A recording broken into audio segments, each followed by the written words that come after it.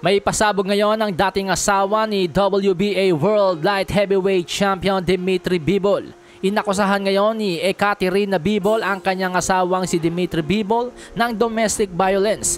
Matatanda ang buwan ng Agosto nang mapabalita ang hiwalayang WBA World Light Heavyweight Champion Dimitri Bivol at asawang si Ekaterina Bivol matapos ang 16 na taon na pagsasama. Ang kanilang pagmamahalan ay nagbunga ng 2 supling.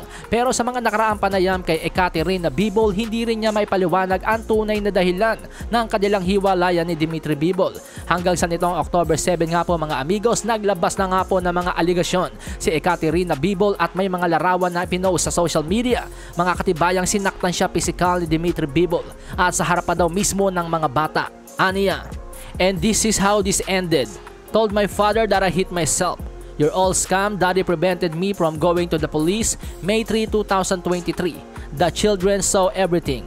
And this is me, an unhappy psychopath after your mom's playing. I lost 8 kilograms in 2 weeks. Did you feel sorry for me, the mother of your children and grandchildren?" So yun nga po mga amigos, ilan lamang yan sa mga hinanakit ni Ekaterina Bivol. Pinigilan daw umano siya ng kanyang mismong ama na magtungo sa polis at i-report ang nangyari. Maging ang ina ni Dimitri Bivol ay inakusahan din po ni Ekaterina Bivol ng psychological abuse. So lumalabas po mga amigos ay parang napagtulungan o napagkakaisahan si Ekaterina Bivol base sa kanyang bersyon. Mula nang pumutok ang balitang hiwalayang Dimitri Bivol at Ekaterina Bivol mga amigos ay nananatili po. Natikom pa rin ang bibig ni Dimitri Bivol sa usaping ito.